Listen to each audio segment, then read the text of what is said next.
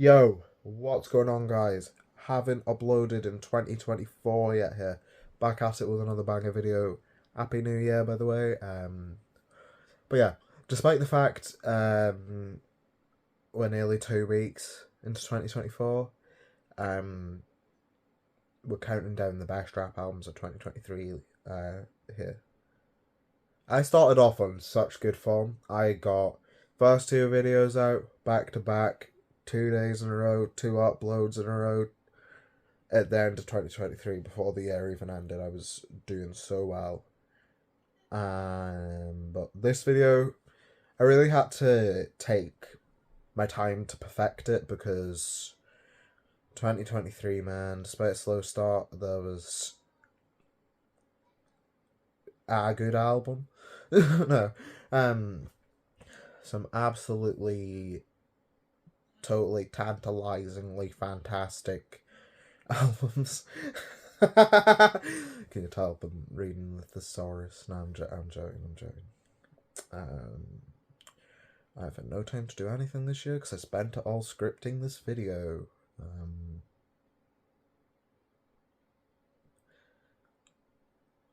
Oh, the script's done. I can't find my next line, so I guess that means it's time to count down the best rap albums of 2023. Cut the waffle, cut the chit chat, you know the rules. Big ups the albums. Pretty sure I've already used that joke. It's been so long since I've uploaded that I can't remember. Alright, let's get right into the numbers.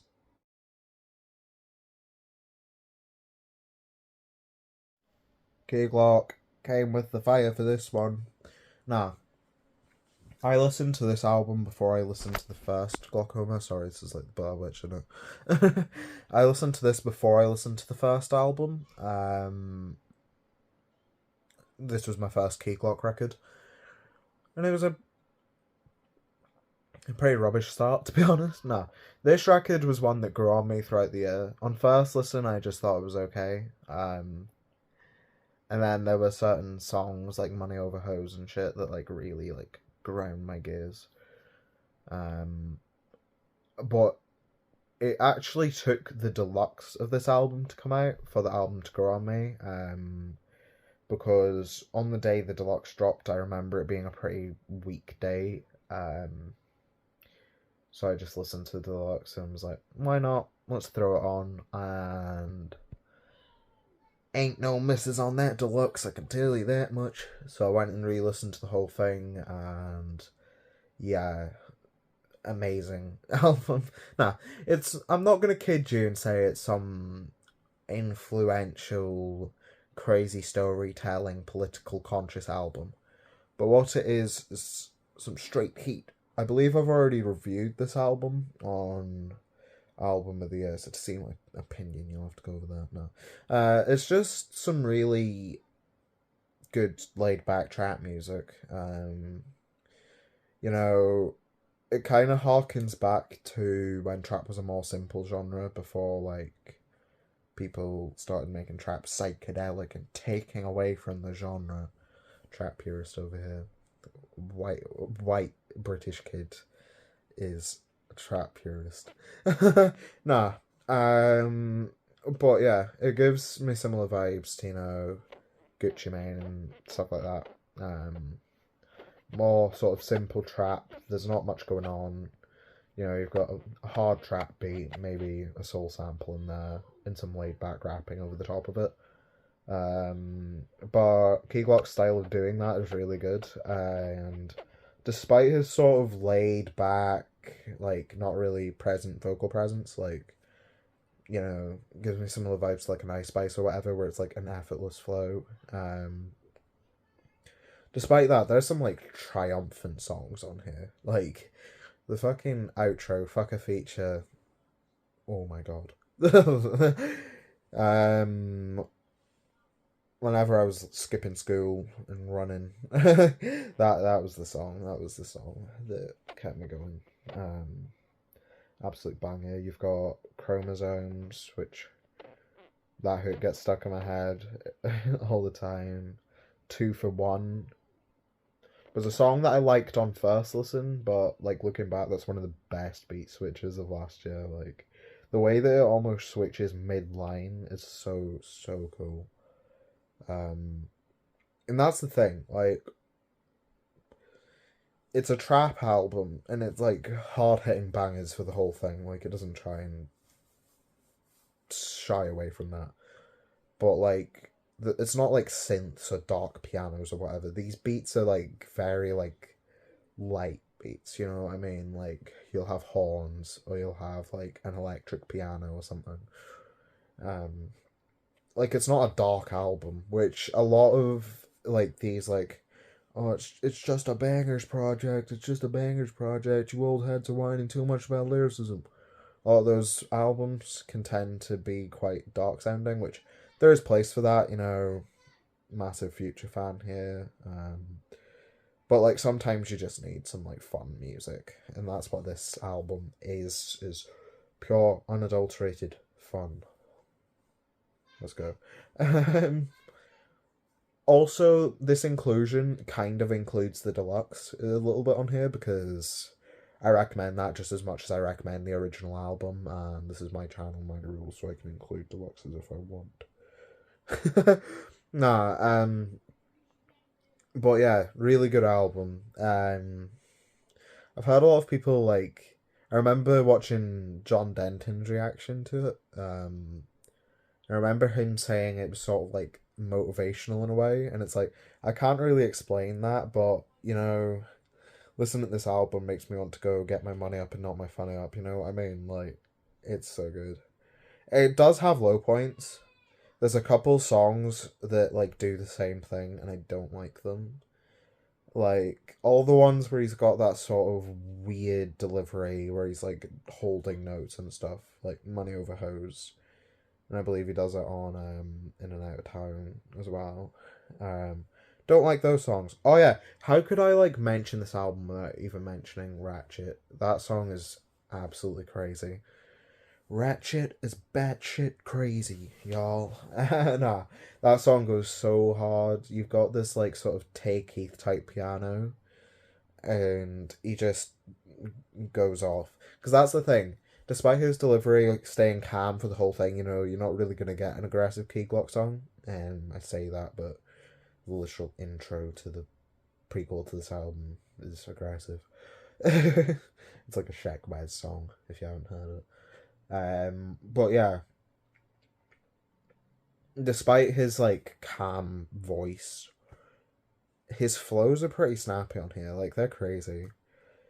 Um, but yeah, this album serves as a worthy sequel to the original. I wouldn't say it's as good as the first Glaucoma, but I would still recommend it, and I just recommend Key Glock's music in general. This was the album that I listened to first from him, since I've been sort of slowly going through each one, and they're all really fucking good, so I recommend it.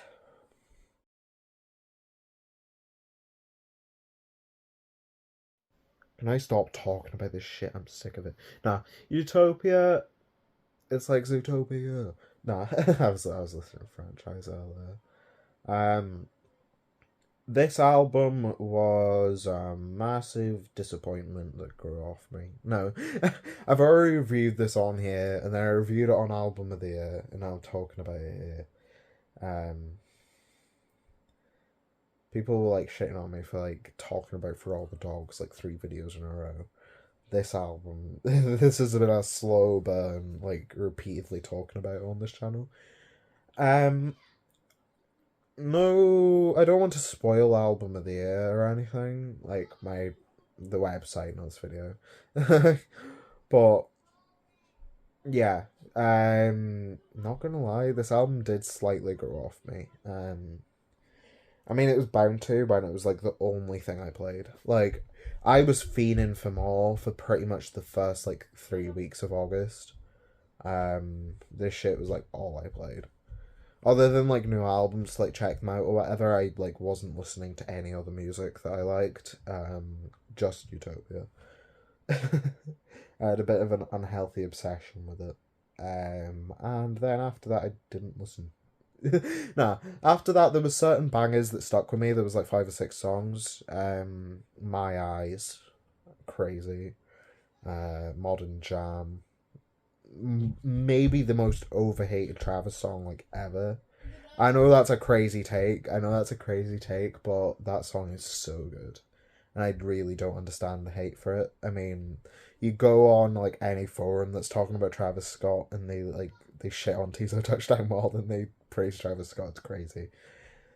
Like every post that's about the tour is about how bad an opener Tizo was and everything. And it's like, it's not that bad. His music's pretty good actually. His feature on here is pretty standout. Let me think. So maybe Tizo's best ever verse. I don't feel comfortable saying that because it's been a while since I last listened to him, but his verse on there is crazy. Like that's like he sounds like a bloody like glam rock singer or something. You know, his vocals are so like operatic. It's insane. Um, you've also got Parasail, another underrated one. To be honest, I know My Eyes was the one I put on the best songs list. Parasail gives it a really good go for the best song on the album. Like, I know a lot of people are like, oh, you're only saying that because it's an interlude and it makes you look cool. Oh, it's not a hot take, we don't care. But that song is genuinely so slapped up. Excuse me. um, I mean, pretty crazy featureless. Like, Dave Chappelle and Young Lean. Like, I had no idea what to expect. But that song is so good. I believe Don Toliver's also got vocals on it. But yeah, it's so good. It's kind of like the Astro Thunder of this album, where it's like the weird sort of interlude song, that is actually like the best song on the album.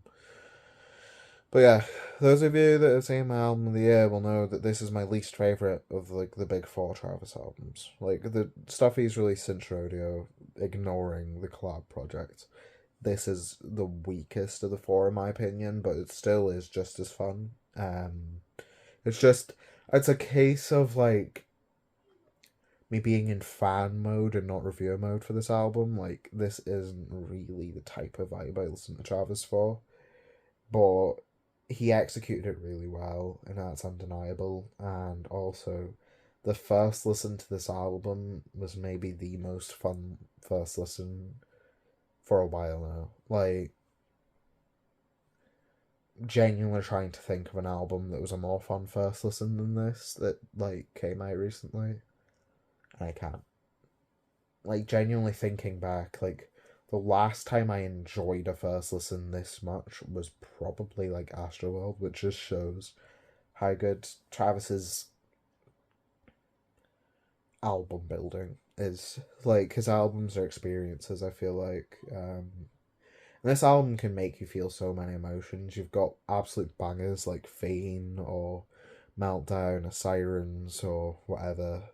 But then also like, not to be that guy because I hate saying, "Oh, great is," but the first listen to Telekinesis when Scissors first comes in, it's like I got a bit overwhelmed. Not gonna lie, it's so good.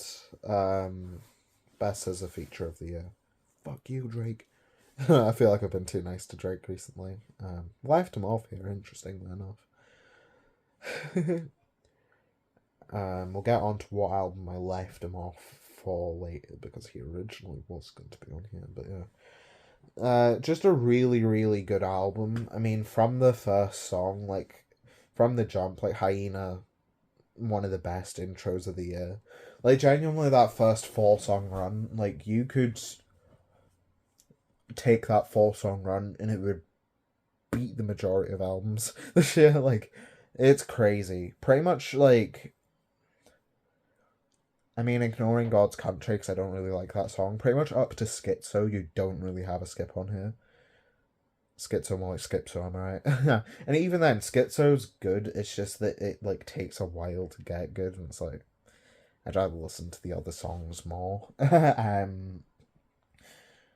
is a hot take I've seen. I remember someone saying in the comments, like, and some Reddit post, it was like, no cap, what's the worst song on Utopia? No, it wasn't that. It was like, what songs do you skip? And I commented God's Country and Schizo and got flamed for it. Those are like two fan favorites, I know, but yeah. I like Schizo. I like the last part where he's over like the boom bap beat. It's just the first half is so boring. Like it gives me a similar vibe to like Business is Business by Young Thug, which makes sense because Young Thug's on it. Travis and Young Thug are better on the more sort of lively songs, you know. Shit like, what's it called? Hop Off a Jet, I think. Or Floyd Mayweather or whatever. They are way better. Pick Up the Phone. There you go. Pick Up the Phone's like a trap classic in my opinion. I just found a bit underwhelming. But yeah, other than that song and God's Country, genuinely really good track list, like from start to finish, you know. Till Further Notice, I wasn't crazy about on first listen, but that song, beautiful. I Know, How Could I Go, the song that I'm mentioning, I Know, one of the biggest bangers of the year, one of my most played songs of the year as well. I feel like that song's already got its flowers, but yeah. Sirens, absolutely crazy instrumental. Del Resto, underrated song. Yes, it does kind of feel like a Renaissance throwaway, but as someone who liked Renaissance, I don't mind getting more music in that vibe. The Kid Cudi song on here, Love, really good.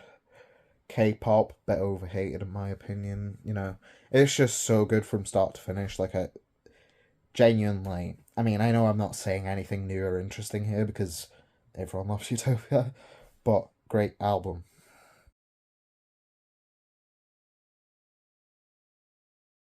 Magic 3 is pretty much what you'd expect from a Nas and Hit Boy album in 2023.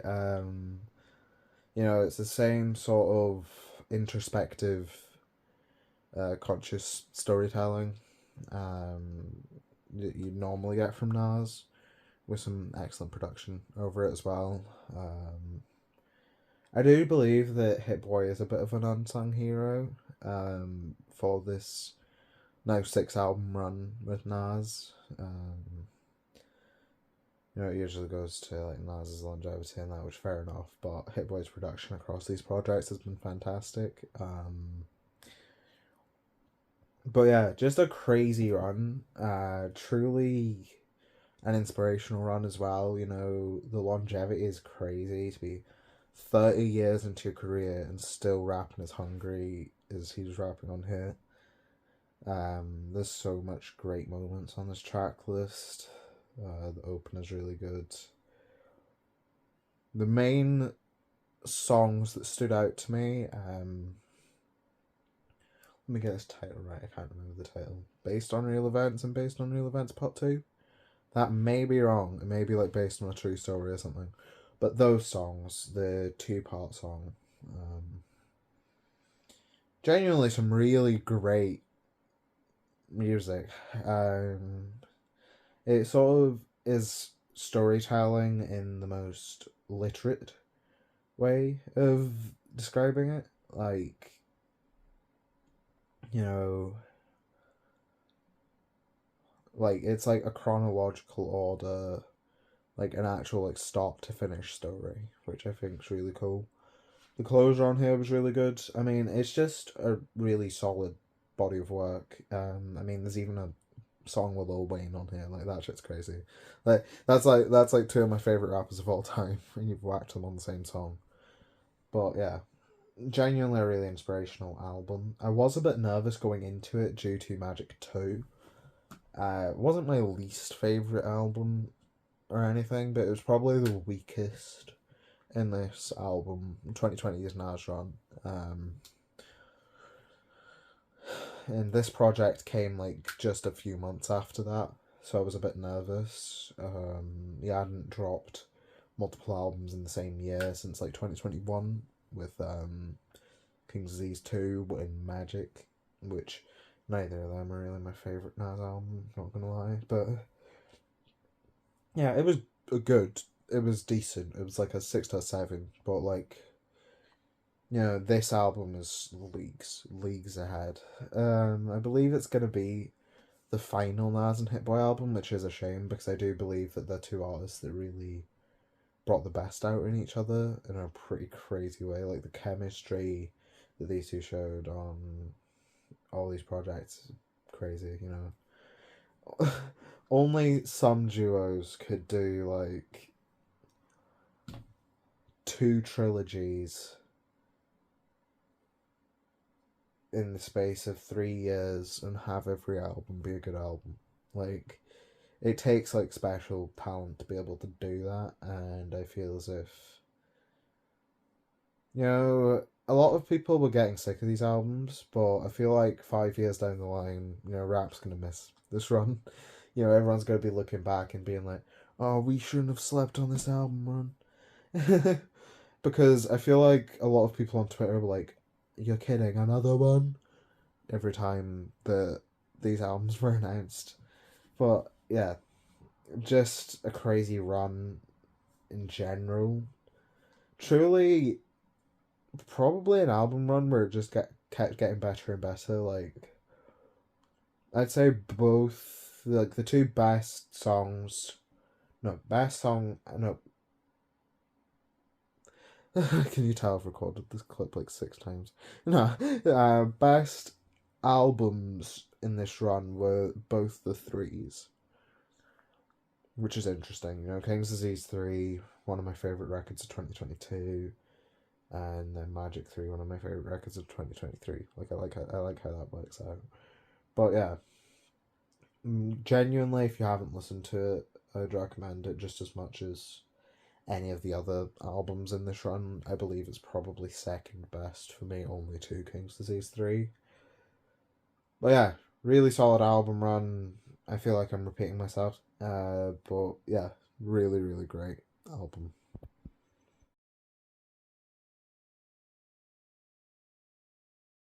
Beloved Paradise Jazz. I believe I mentioned this in my best songs video. But yeah, this album is so underrated and I don't get it. Like, this is amazing. Like, really beautiful album. One of the best jazz rap albums I've heard so far this decade. I could see a lot of like Kendrick fans really liking this. His sort of poetic lyricism is really good on here, and you've got a lot of variety for a jazz rap album. You've got crazy, like a load of different moods. You've got like Live from the Kitchen Table, which is a more chill song. You've got the title track on here, which is this beautiful, soulful cut. You've even got like a trap song on here, which isn't my favorite or by any means, but it works. It's just a really, really solid album in every department. Like everything you could think of for that makes an album good, this album has an abundance. You know, charisma. It's got a lot of charisma. Beautiful production, grandiose production. Like these are really massive pieces. Like this is an album where it could be like an instrumental album and it would still be great. Like it is so good. You know, lyricism on here is on point. The flows are on point. The hooks are on point. There's like choirs and everything. Like this album is so grand. Yeah, it never really like overdoes it. You know what I mean? It never really gets overindulgent with these sounds or anything, but it still manages to be a really great, grandiose record. Jazzy, soulful, just absolutely amazing, in my opinion. Like, the first few albums on this list were really good, in my opinion. This is when we're getting into, like, the amazing territory already. This record is so good. And if you haven't heard it, I urge you to check it out. I believe this guy's only got, like, couple 100,000 monthly listeners or something. He deserves so much more. He is genuinely putting out some of the most exciting, wonderful, beautiful sounding jazz rap music of, well, just right now, you know. I still haven't checked out his other project yet, but I really can't wait to, and I will be getting to that in 2024. Well, this year now. But yeah, this was a great start to McKinley Dixon, and yeah, I just can't believe more people haven't heard this album. Yeah, really great shit, to be honest.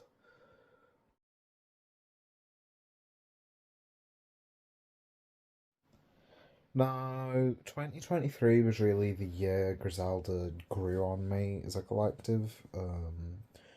I believe I'd been sort of keeping up with it since like 2019. I liked some music from them, but I was never really a massive fan until this year. And to be honest, it was this album in Won't He Do It that really did it for me. They really helped get me into that. Up until that point, I didn't like the sort of dark, grimy production, like the typical Griselda sound. I was not a fan. But this album caught me off guard because it's got a completely different vibe to that, you know. It's almost got like a summery vibe to it. Like, it was one of my most played albums of last summer, and I can see it being one of my most played of this summer. You know, it's just so chill.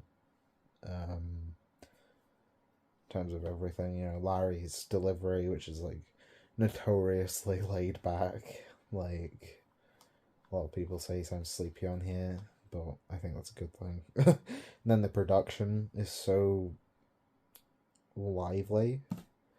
Like, I feel like I underappreciated The Alchemist because up until this year, I sort of always associated him with the sort of almost Conductor Williams type beats, you know, the dark pianos, dingy drums, lo-fi mixing. But here he completely switched it up by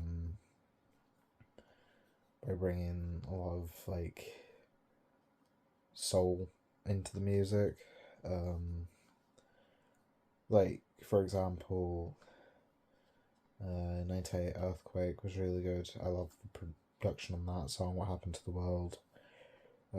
Production on that is crazy. It's like a drumless beat, but you know, it's still got a momentum to it.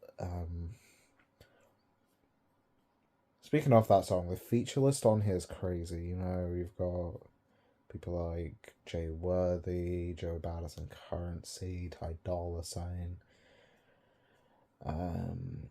Slum Village. I mean, you've even got a good feature from Big Sean on here.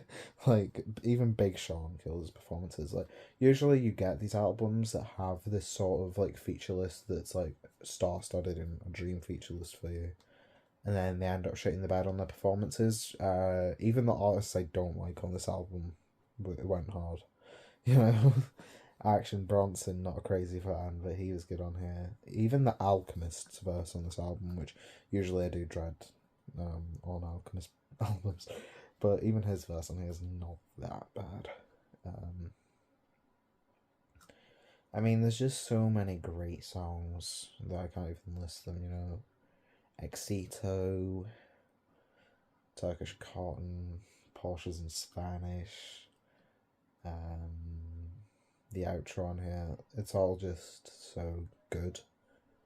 And I mean, if you like one song on here, you'll probably like them all because they all sort of share the same vibe. But despite that, it never really gets boring. I mean, it's a relatively short project. I believe it's like 45 minutes or something. Which is short for an album in 2023. We'll get onto that later. But yeah, just a really solid album. Like, I mean, you're not gonna get like the craziest storytelling or anything on here. I mean, Larry June, I do find his lyrics to be interesting, almost motivational in a way, but you're not gonna get like crazy storytelling or whatever. But what you're gonna get is just like nice vibe music, like great music to have on in the background. That's not me saying it's background music. Don't get me wrong, because it is interesting, but great music to have on in the background and chill out to, you know, summer barbecue vibes on this one.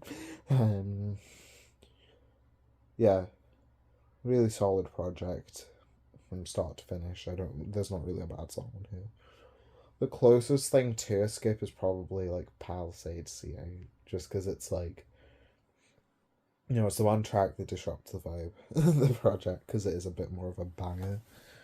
But even then, that song is still good. It's just really a really good collab album, and it's honestly, I know this is a crazy take, but it's honestly made Larry June like my favorite Griselda rapper. I mean, he put out another project with Cardo this year. I liked that a lot. It was sort of a toss up between that one and this one for the video. So I don't know what, double package. I recommend both.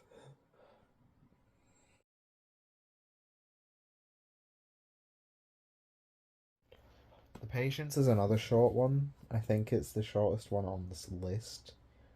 Don't hold me to that. It's like half an hour long, but it's really good. This was, I mean, I feel like a lot. I feel like I said this a lot for this list, which is crazy. But Mick Jenkins, this is my first project by him, and it was honestly a different vibe to what I was expecting. Like when I was getting into Mick Jenkins, I was told he had like a similar vibe to like Isaiah Rashad. Like I just said, like a million times. Like that's crazy. Like you know what I mean? Nah, sorry. But I'd seen people comparing him to like Isaiah Rashad and like Saba and stuff. So I wasn't expecting his rapping to be this like energetic and fiery. But like there's so many songs on here, like 007 or the Rainbow song, where his rapping's just really impressive. I mean, the feature list on here helps with that. You've got JID, Benny the Butcher, and Freddie Gibbs who all deliver great verses. Even Vic Mensa's feature on this album's pretty good. And I'd not thought about Vic Mensa since like 2017, which is crazy. I didn't even know he still made music. I thought he was like a punk artist now or something. But his verse here is really good. It's not a whole lot to say about the Patience. Have some patience with me while I think of some things. Nah, but what it is a really short but really enjoyable and replayable rap album. It's another one where I could see anyone getting into it because there is a bit of variety on here. You've got chiller songs, you've got more hyped songs. But yeah, really solid project. And I feel as if like it's sort of flown under the radar for a few people, because I've not really seen this album spoken about that much. But for what it is, it's really good.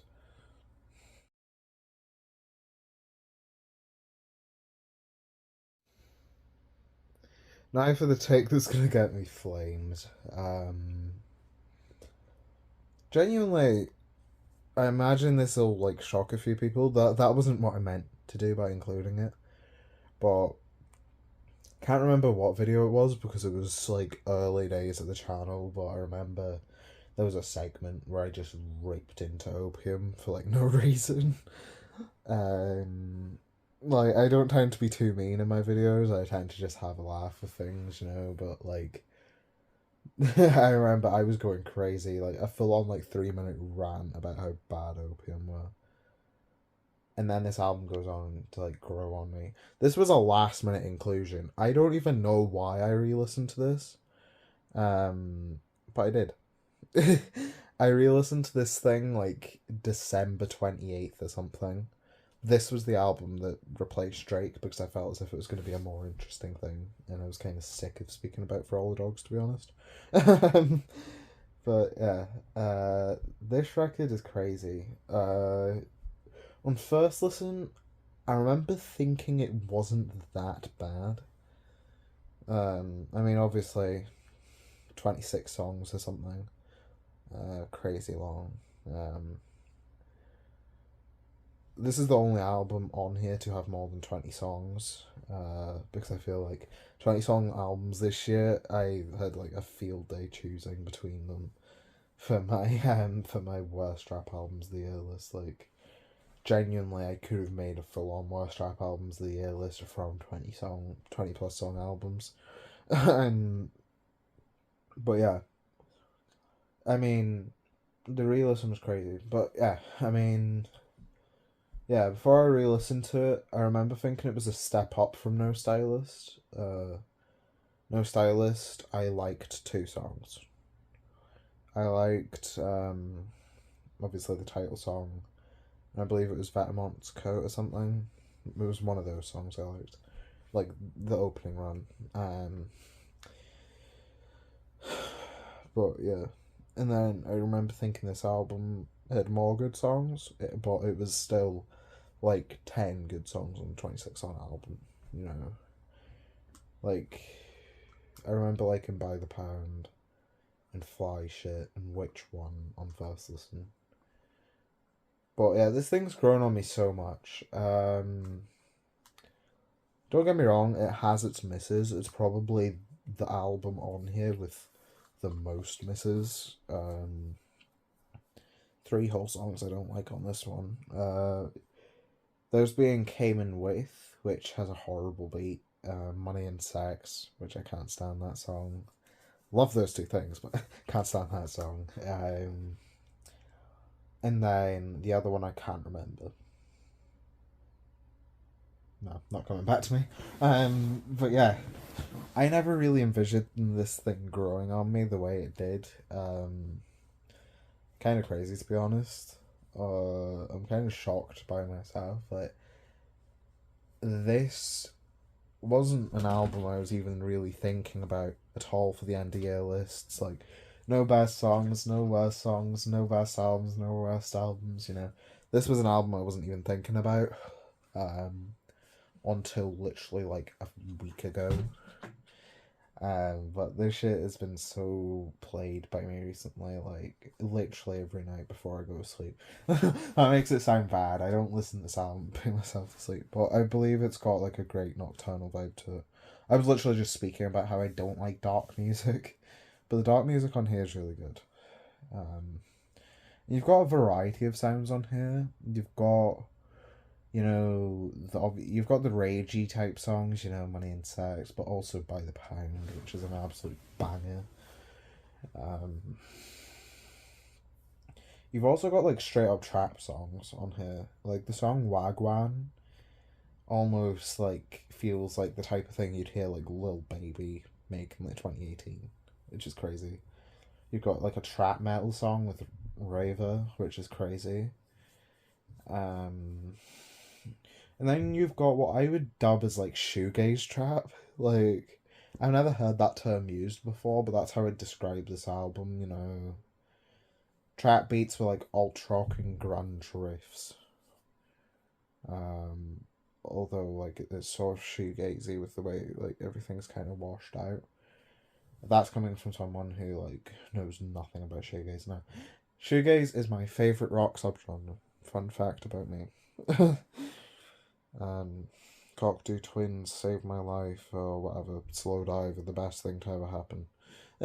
No, but yeah, it's got such a unique vibe to it. I mean, the opening two songs on here, in particular, they do this sound really well. I mean, if looks could kill is a little goofy, a little goofy, but it's good. It's good.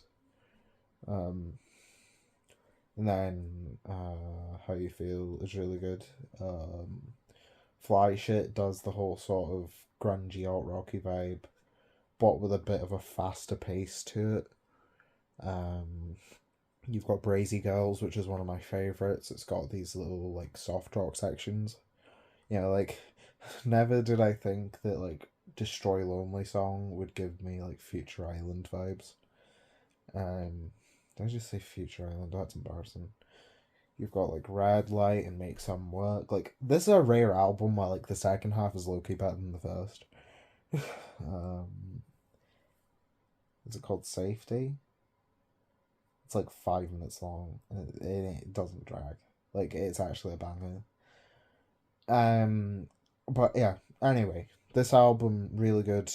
If you haven't re-listened to it because it grew on me. And yeah. Fortunately for other OPM albums, they didn't grow on me. That's a reference to the next video. Just spoiled my next video. That'll be my next video. Yo, what's going on, guys? Spoiled my next video here. Nah. But yeah, this thing's really good. Despite its long track list, I feel as if it's one of the only albums that's managed to pull off that length this year.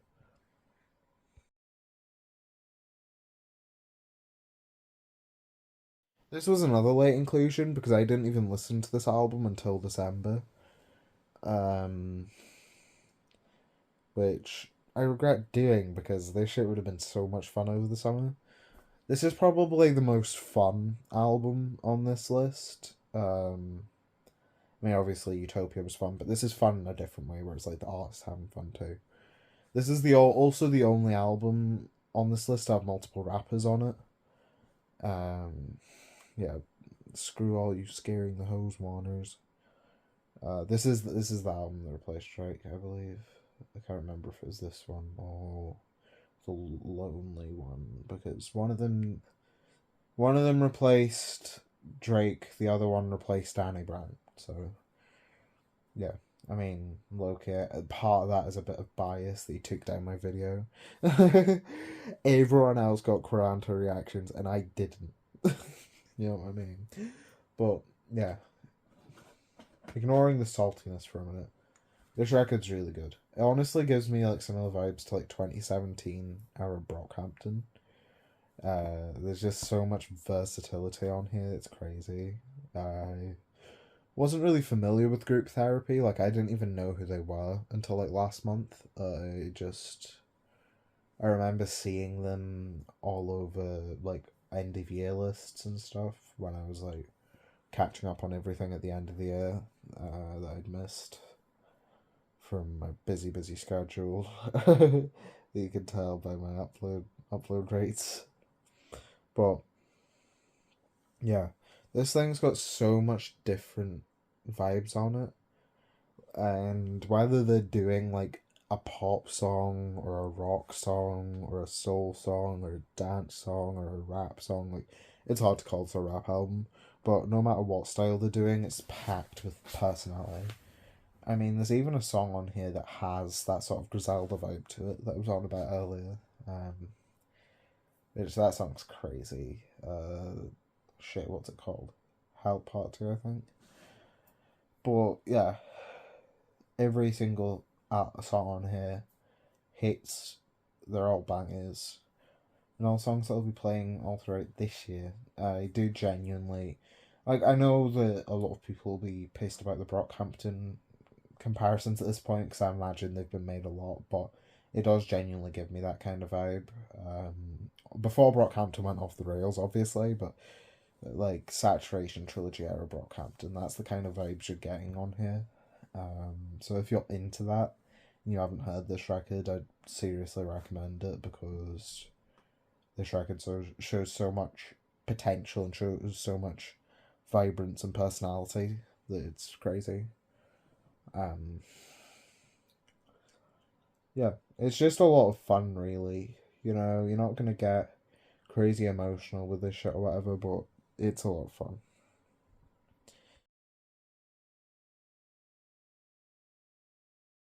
And now for maybe the least fun on the list, Ways of Knowing.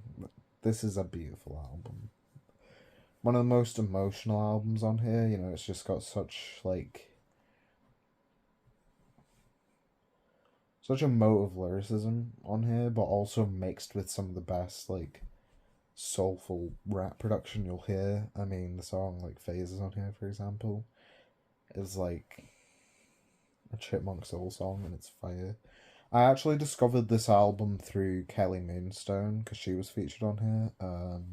Check out her music, by the way. Loki, I Digress is better than like 6 albums on here, but it's not a rap album, so I can't include it. But yeah, she's so underrated. But this thing's also just as underrated. This is a perfect album for when you're skipping school and it's raining. Like that's like the ideal setting for this album. You know, just sit and listen to it from start to finish. That's how this album works best, is as a start to finish listen, I feel. But yeah, it is crazy all throughout. The production on here is so soulful and so vibrant. And then you've got Navy Blue, who brings these like introspective, emotional performances on here. But yeah, this is another one that's underrated. Like I was on about McKinley Dixon earlier. This is like a similar size to that. So I'd advise you to check it out because this shit is genuinely like a beautiful project.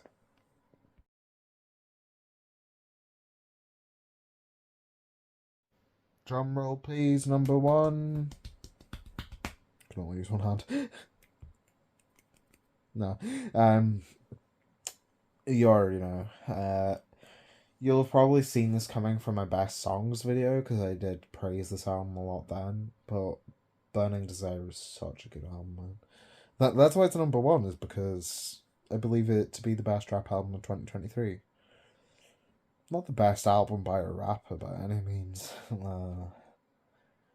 What? Let's start here with the rapping on this album. So that's subliminal messaging. I wish so bad I could have included that album on here because I love that thing so much. And I feel like I'd have a lot more to say about it than a lot of the albums I've got on here. But I can't. And it's all your fault, Brandon. How could you? That intonation. I was gonna like say something further, but then I ran out of thought. But yeah, this is just a really great abstract hip hop album. Like it is so good from start to finish, and it's also so out of left field from start to finish. You know, this isn't for the mainstream heads. Drake fans, steer clear of this shit. No. Another album with a pretty good feature list as well. You know, you've got Earl Sweatshirt. I believe Larry Jane's on here. You know, it's good. The majority of the songs on here are really short as well, which helps. Actually, I do believe this one's over 20 songs as well. Maybe wrong, but yeah, it's one of those. Every song's like 2 to 3 minutes. There's a load of interlude type songs, so its length doesn't really carry over in the way that the Lone album does. Like when Lone's dropping 3 to 4 minute songs for 26 songs, like it feels a bit weirder. But yeah, I just shaded the number 4 inclusion on here. But yeah, this album is just so good. There's such a unique vibe to it. I mean, I've seen a lot of people comparing Mike to Earl Sweatshirt. I can kind of see that. A lot of this gives me sort of Doris vibes. But he manages to wear his influences on his sleeve in a way that, like, he still stands out. I mean, there's so much good songs on here, and there's so much, like, every song be a time signature and shit, like, and it's got this sort of unorthodox rapping style. But yeah, I seriously recommend this album because this was the year I got into Mike. I listened to that. Is it Faith is a Rock? I listened to that and then I listened to this back to back in the same night because they came out like a month apart. And yeah, this album is so good. It's just really, really good, isn't it? A lot of replay value on here as well because, you know, there's catchy production all over the thing. And it's short as well. Like, it's over 20 songs, I believe, but it's still like under an hour. None of the songs really overstay their welcome. And Please Don't Cut My Wings is on here, which is like the best song ever made, I think. That song's made me cry, but no other song on here made me cry, to be fair. But yeah, really good album. So that's it for my 2023 Best Rap Albums of 2023 video in 2024. The clock's just struck 10:07, so I'm out trying to get this on time, but it'll be up tonight. this will be my explanation as why this why the video's late.